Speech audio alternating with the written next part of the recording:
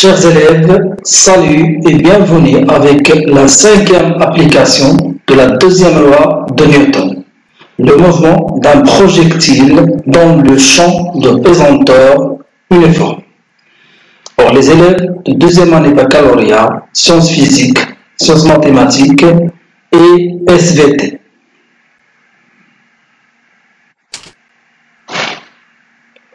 Alors, le mouvement d'un projectile dans le champ de pesanteur uniforme.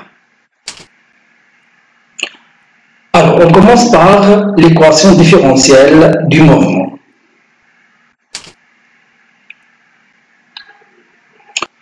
Alors, on considère une buée M de masse M est lancée d'un point O avec une vitesse initiale V0.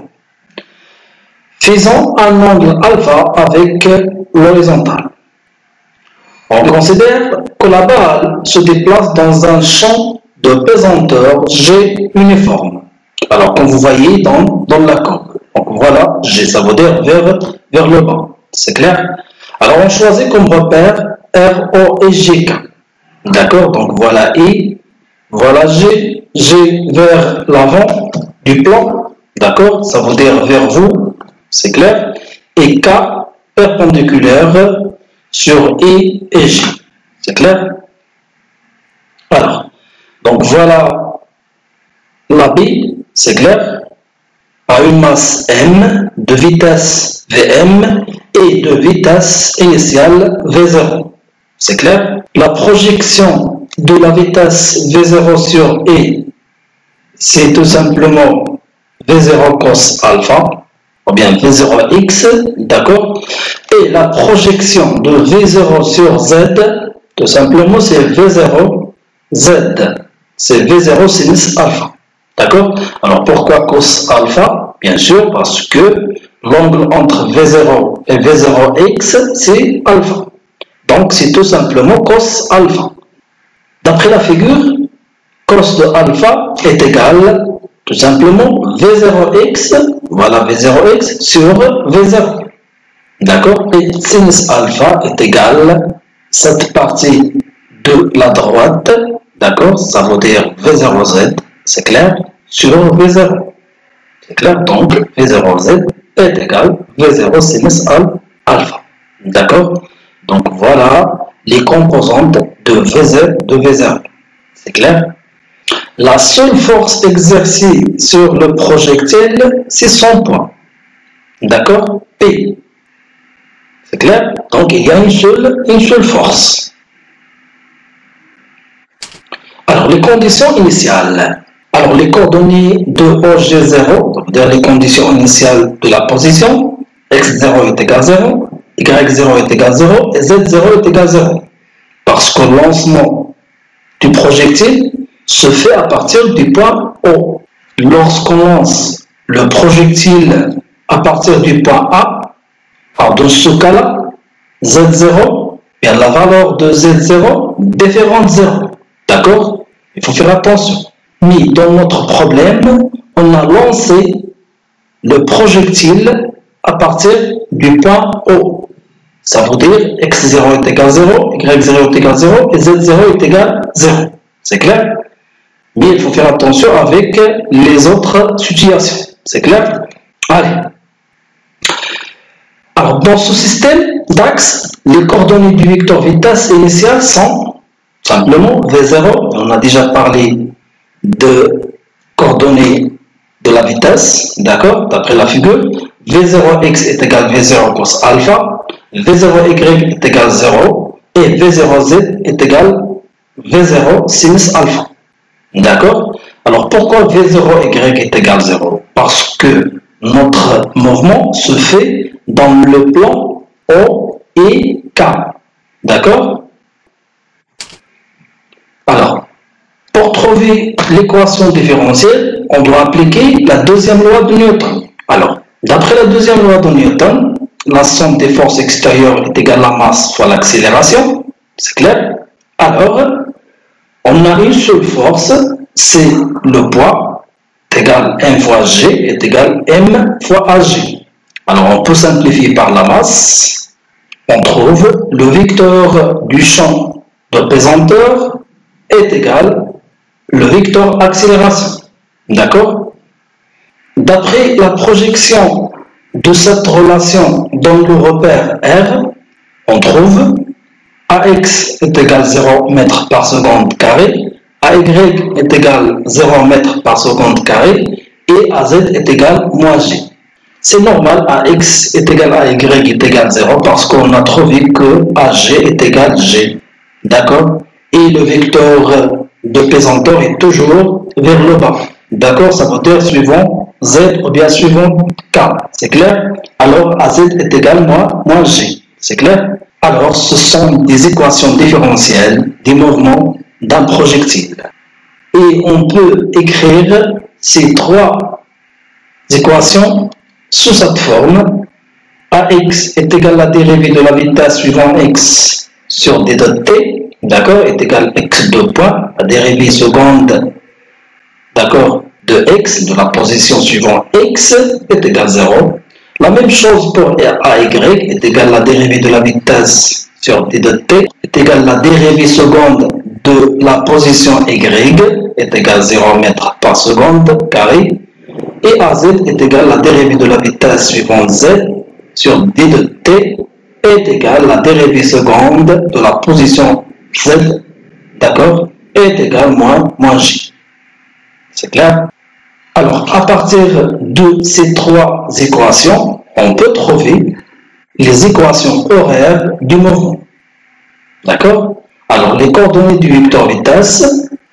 Les coordonnées du vecteur vitesse V sont les primitives des coordonnées du vecteur accélération. D'accord? Alors, compte tenu des conditions initiales, nous obtenons, d'après les conditions initiales, alors on sait que Vx est égal à la dérivée de x sur d de t, c'est clair? À partir de l'accélération, d'accord, Ax, qui est égal à la dérivée de Vx sur d de t, c'est clair?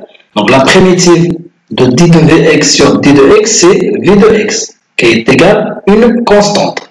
D'accord? Ça veut dire V0x est égal à V0 cos alpha. Et on a déjà trouvé V0 cos alpha est égal à V0x. C'est clair? Alors on sait que Ax est égal à la dérivée de Vx sur d de t. C'est clair? Et la primitive de Ax, c'est Vx. D'accord? Donc, Vx est égal à la dérivée d de x sur d de t est égal à V0x est égal à V0 cos alpha. Et on sait que AY est égal à la dérivée de VY sur d de t, d'accord? Et la primitive de l'accélération AY est égale à VY, qui est égal à la dérivée de la position Y sur d de t est égal à V0Y. Et on sait que V0Y est égal à 0 parce que le mouvement se fait dans le plan OIK. D'accord? Ça veut dire qu'il n'y a pas de mouvement suivant Y. C'est clair? Et on sait que AZ est égal à la dérivée de VZ sur d de t. Donc la primitive de AZ c'est VZ qui est égal à dz sur d de t. Et on sait que bien sûr AZ est égal à moins G. C'est clair? Donc la primitive de moins G c'est moins G fois t plus une constante. Ça veut dire plus V0Z, une constante. C'est clair? Est égal à moins G fois t plus V0 fois sinus alpha. Ce qu'on a déjà trouvé V0Z d'après la figure, c'est clair? Et voilà, on a trouvé les expressions des vitesses, c'est clair? À partir de l'accélération, c'est clair? Et n'oubliez pas qu'on a utilisé la primitive des accélérations, c'est clair? Après avoir trouvé les coordonnées du vecteur vitesse à partir de l'accélération, maintenant on doit chercher les coordonnées, d'accord, du vecteur position à partir, d'accord, des coordonnées du vecteur vitesse. D'accord?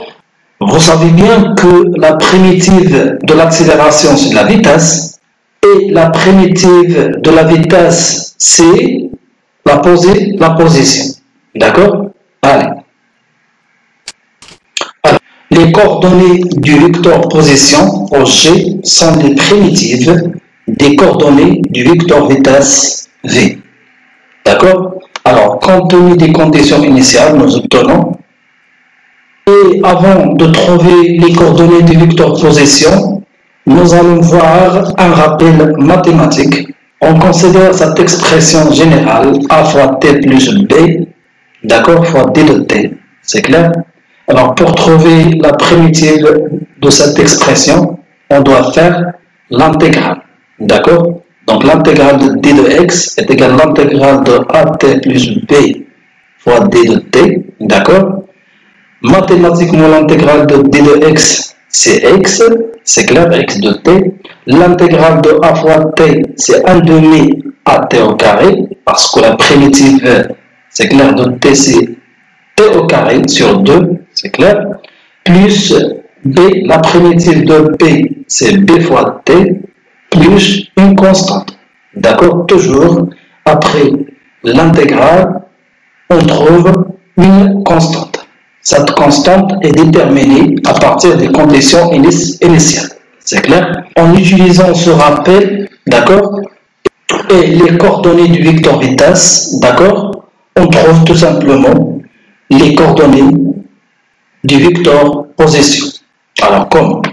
Donc, d'après Vx, qui est égal d de x sur d de t, d'accord, égal V0x, V0 cos alpha, la primitive de Vx ou bien de d de x sur d de t, c'est x de t.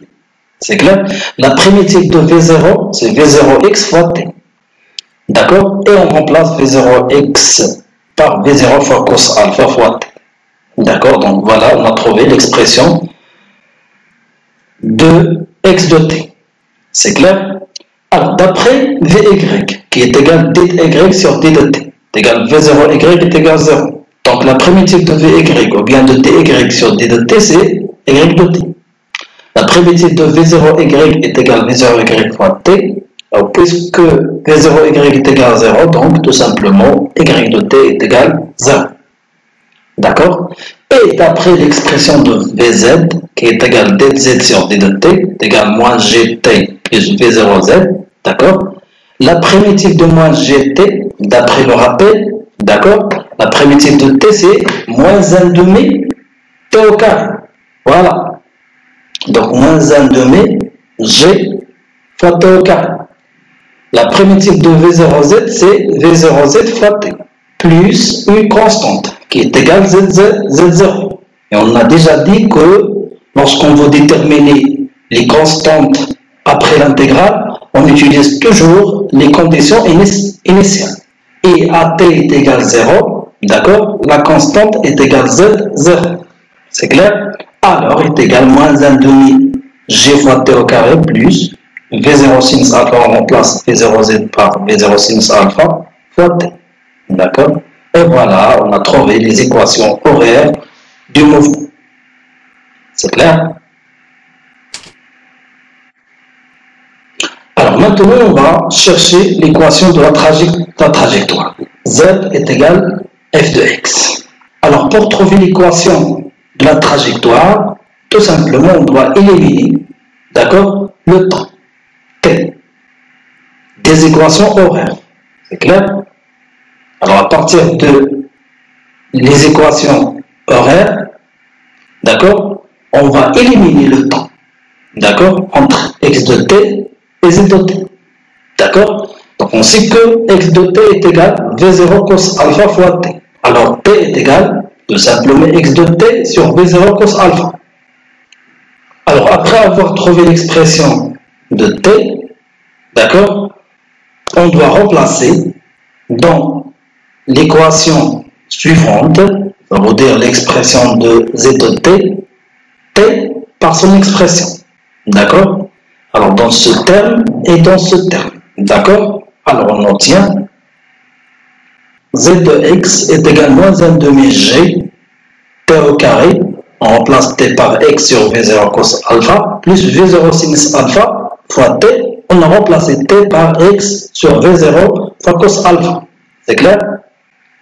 Alors, on simplifie par v0, on trouve Zx est égal à moins g sur 2v0 carré fois cos alpha au carré fois x au carré plus tangente de alpha fois x. D'accord? Donc, c'est l'équation de la trajectoire. D'accord? Alors, puisqu'il y a ici x carré plus x, donc la trajectoire de G est une portion de parabole. Alors, après avoir déterminé l'équation de la trajectoire, maintenant on doit chercher la portée. Donc, la portée OP. Alors, qu'est-ce que ça veut dire la portée?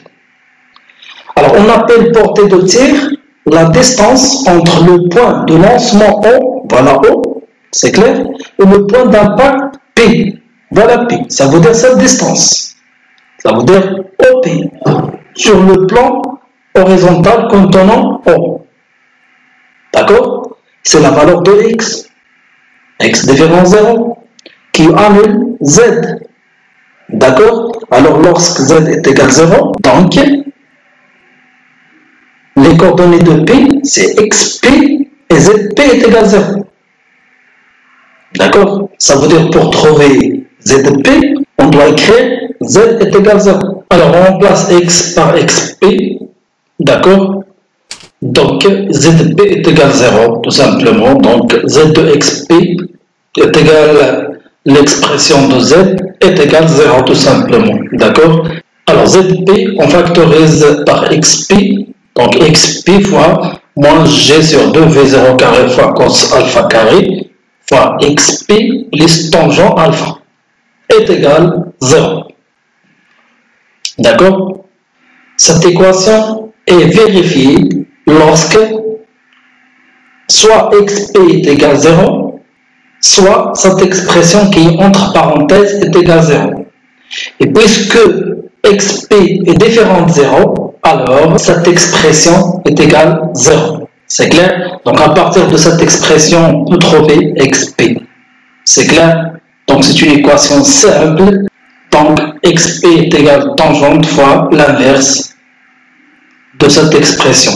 D'accord? Qui est multipliée par xp fois 2v0 au carré fois cos alpha au carré sur j. C'est clair?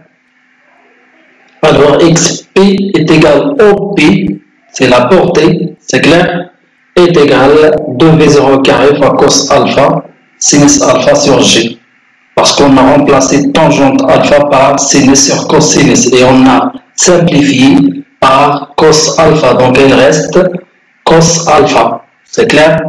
Donc voilà l'expression de la portée, xp. Donc après avoir trouvé la portée, maintenant on doit chercher la flèche. D'accord? Donc d'après la figure, la flèche c'est S. D'accord? Donc voilà la flèche. La flèche de la trajectoire est l'altitude maximale atteinte. Il correspond à l'altitude du point S de la trajectoire. Voilà le point S. D'accord? C'est l'altitude maximale. Alors, en ce point, le vecteur vitesse est horizontal. C'est clair? Le vecteur vitesse, dans ce point-là, elle est horizontale. Ça veut dire quoi? Ça veut dire la coordonnée Vz de ts est nulle. D'accord? Ça veut dire la vitesse du projectile en S est égale à 0. Et on peut dire que le projectile, lorsqu'il arrive au point S, il s'arrête avant de continuer son mouvement. Alors maintenant, on doit chercher les coordonnées de S. Ça veut dire XS, c'est clair, la projection de S sur X, et ZS, la projection de S sur Z. Alors on sait que Vz est égal à moins G fois T plus V0 fois sinus alpha. Alors on a déjà trouvé cette expression, c'est clair? Alors, puisque Vz de Ts est égal à 0, d'accord, est égal à moins GTS plus V0 fois sinus alpha est égal à 0, d'accord, la vitesse du projectile en point S est égale à 0 à l'instant Ts. Ça veut dire à l'instant déterminé, c'est clair? Donc, TS est égal V0 sinus alpha sur J. D'accord? Donc, on remplace TS dans les équations suivantes, ça veut dire dans X de T et Z de T. C'est clair, on a déjà trouvé ces équations, les coordonnées du vecteur position. D'accord? Donc, tout simplement, on va remplacer T par V0 fois sinus alpha sur J. D'accord? Donc, tout simplement, on trouve V0 fois V0, c'est V0 carré, fois cos alpha fois sin alpha sur J. Et on remplace ici V0 sinus alpha G, donc V0 carré sinus alpha carré sur G au carré, plus V0 fois sinus alpha fois V0 sinus alpha G.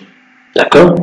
Donc, tout simplement, on trouve, après la simplification, on trouve V0 carré sinus alpha au carré sur 2 de G.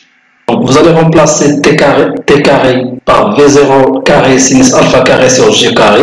D'accord? Et vous allez simplifier par G, vous allez trouver tout simplement moins 1,5, d'accord?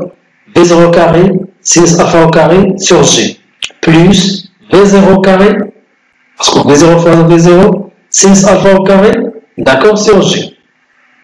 Donc, vous allez trouver tout simplement V0 carré sinus alpha au carré, d'accord, sur G, d'accord, moins 1 sur 2G, V0 carré sinus alpha au carré. D'accord? Donc, tout simplement est égal à V0 carré sinus alpha au carré sur 2G. Donc, voilà les coordonnées de S. Ça veut dire les coordonnées de la flèche, l'altitude maximale. Et voilà, mes chers élèves, c'est la fin de cette application. D'accord?